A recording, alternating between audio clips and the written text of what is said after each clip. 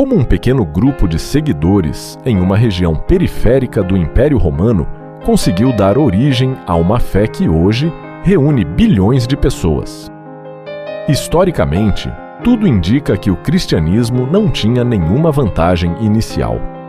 Não havia poder político, não havia estrutura organizada e, muito menos, aceitação social. Pelo contrário, o contexto era de resistência e desconfiança, e ainda assim ele cresceu.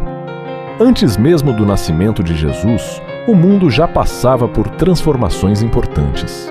No século IV a.C., as conquistas de Alexandre espalharam a cultura grega e, principalmente, uma língua comum por grande parte do mundo conhecido. Décadas depois, o Império Romano consolidou esse cenário ao criar uma rede de estradas, garantir relativa estabilidade e facilitar a circulação de pessoas e ideias. Esse ambiente, conhecido por historiadores como plenitude dos tempos, permitiu que mensagens se espalhassem com mais facilidade do que em qualquer outro período anterior.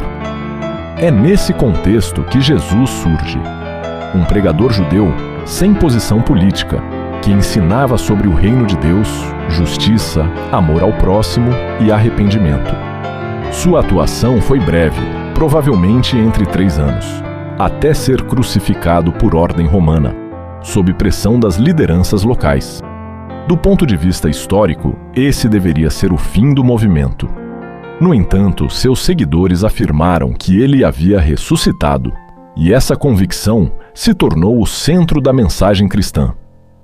Nos primeiros anos, o cristianismo permaneceu dentro do ambiente judaico, especialmente em Jerusalém.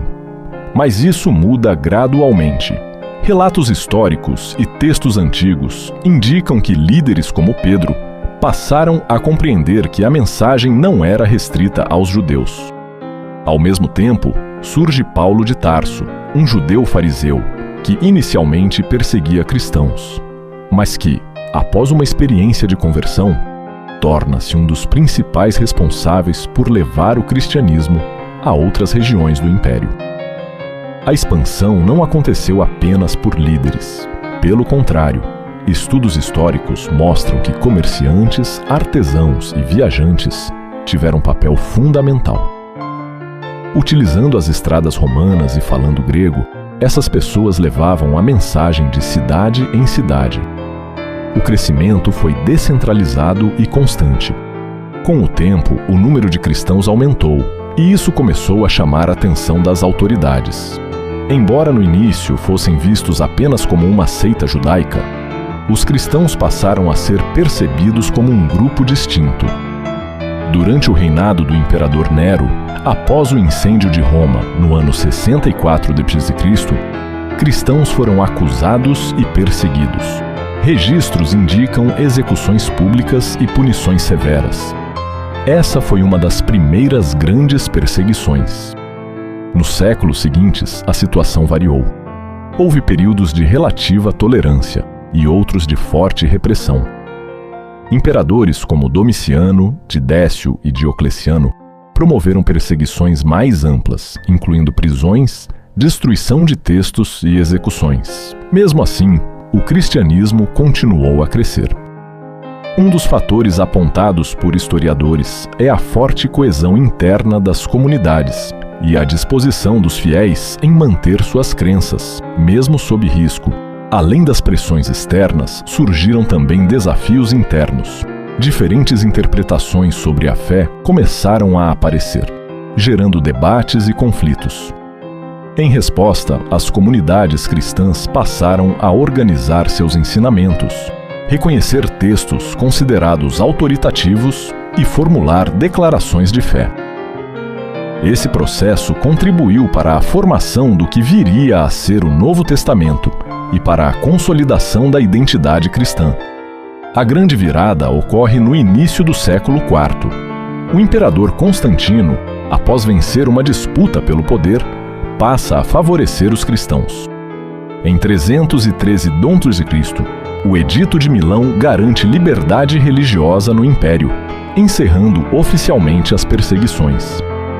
Pela primeira vez, o cristianismo deixa de ser proibido e passa a existir legalmente.